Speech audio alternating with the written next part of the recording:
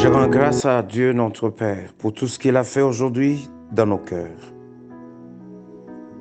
Je sais que c'est lui qui nous a envoyé son Fils Jésus-Christ mourir à la croix pour nous.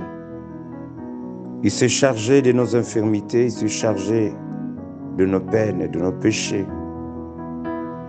Son Père lui a fait devenir péché afin que nous soyons sanctifiés, justice de Dieu. Ainsi, je vous invite encore ce soir que nous puissions soumettre encore et encore nos cœurs au Seigneur Jésus. Que nous puissions accepter l'œuvre salvatrice de la croix. Que nous puissions reconnaître des plus profonds de nos cœurs qu'il est le Fils de Dieu et qu'il a été envoyé par le Père pour le salut de quiconque croit en lui. Oui, nous sommes de ceux qui ont cru en lui. Voilà pourquoi nous allons le chercher et le suivre encore toute notre vie, car nous savons qu'il est le seul chemin, la seule vérité, la seule résurrection, la seule vie. Il est la vie. Il a la vie. Il donne la vie à quiconque la revendique et la recherche ardemment. Jésus, le chemin. Il nous a fait du bien et il est prêt à nous faire encore du bien. Si nous nous mettons ensemble pour l'honorer, en secret ou en public, lorsque nous sommes seuls ou lorsque nous sommes dans le lieu de rencontre, alors Jésus se manifestera encore et encore. Il va tirer vers son Père et le Père va tirer vers lui des âmes perdues. Et nous allons former une grande chorale, une grande famille de saints, de sauvés. Et nous irons encore plus haut, plus haut, plus haut pour la gloire de celui qui s'appelle Jésus, le Fils de l'homme et en même temps le Fils de Dieu. Je vous souhaite un agréable sommeil, une agréable nuit, et que le Seigneur qui nous sommeille et nous dort nous prenne encore en charge pendant qu'il va nous permettre de dormir, car nous ne dormons pas par nous-mêmes, le sommeil nous vient de lui. As-tu quelques douleurs dans le corps, dans le cœur? Reçois ta délivrance, parce qu'il s'est chargé de nos douleurs et de nos peines.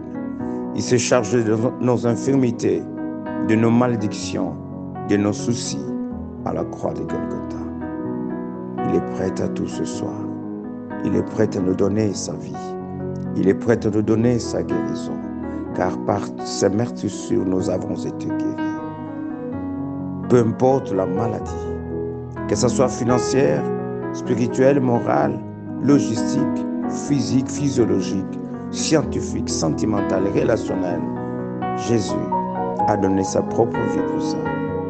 Jésus a donné sa propre vie, son propre corps, et il a fait couler son propre sang pour nous. Soyons tous consolés par cette parole, et c'est cette exhortation que le Seigneur nous donne par son esprit.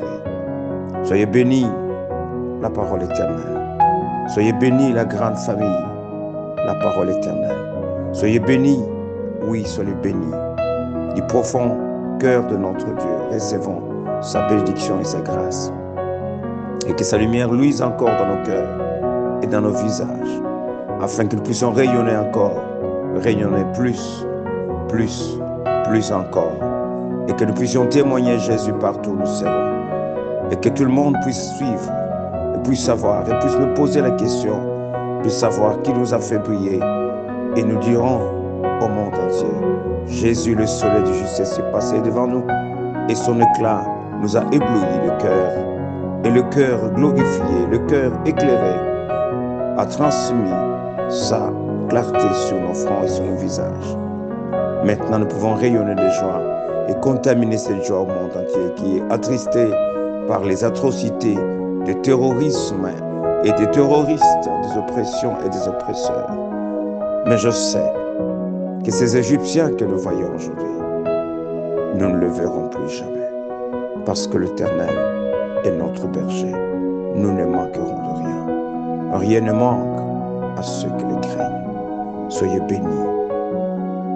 Race d'Abraham, race de Jésus, race de racheté, et que la paix du Seigneur, le Prince de paix, soit avec nous. Et si il le veut, demain, nous allons voir un jour nouveau.